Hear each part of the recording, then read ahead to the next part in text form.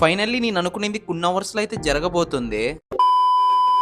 అసలేం జరిగిందంటే నాకైతే హైదరాబాద్ నుంచి నా ఫ్రెండ్ అయితే కాల్ చేశాడు. కాల్ చేసి మనం అనుకునేది ఇంకా కొన్ని గంటల్లో అయితే జరగబోతుంది అని చెప్పాడు. ఆ మాట ఇనంగానే నాకైతే ఫుల్ హ్యాపీ అనిపించింది. ఎందుకంటే ఈ రోజు కోసమే నేను చాలా డేస్ కష్టపడ్డానన్నమాట చెప్పాలంటే. ఈ హ్యాపీనెస్‌లో నేను రిజర్వేషన్ చేసుకోవడం మర్చిపోయానన్నమాట. ఇంకా అక్కడికి వెళ్ళంగానే సీట్లయితే లేవని చెప్పాడు. ఇంకా రూ. 1000 సీట్ కోసం 2000 పే అయితే చేశాము. 2000 పోతే పోయినాయిలే మంచి సీట్ ఇస్తాడనుకుంటే లాస్ట్ కార్నర్ సీట్ అయితే ఇచ్చాడు. ఇక్కడైతే ఎవడో శిలా పథకం చెక్కినట్టు చెక్కాడన్నమాట మిర్రర్‌కి. అక్కడి నుంచి అయితే నాకు లైటింగ్ ఫోక్స్ పడడం వల్ల నాకు నిద్ర కూడా లేదు నైట్ అంతా. నాకైతే నిద్ర రాలేదు గానీ మా తమ్ముడైతే ఫుల్‌గా నిద్రపోతున్నాడు. ఇలా కాదని చెప్పేసి వాడి నిద్ర కూడా చెడగొట్టేశాను నేను. ఇంకా నైట్ అంతా జాగారం చేసి మన హైదరాబాద్‌కి అయితే రీచ్ అయిపోయాము. మా స్టాప్ అయితే రాగానే ఇంకా అక్కడ దిగేసి మా అన్న వాళ్ళ రూమ్ కి అయితే వెళ్ళాము. మా అన్న వాళ్ళ రూమ్ లో ఇంకా రెడీ అయిపోయి నేను మా తమ్ముడైతే ఇన్స్టిట్యూట్ కి అయితే బయలుదేరిపోయాము. తీరా ఇక్కడికి రాగానే అసలైన పెద్ద ట్విస్ట్ అయితే ఉన్నింది. ఆ ట్విస్ట్ ఏందో తెలియాలంటే లైక్ చేసి కామెంట్ చేసి సబ్స్క్రైబ్ అయితే చేసుకోండి. నెక్స్ట్ వీడియోలో అయితే చెప్తాను. ఉంటాం మరి బాయ్.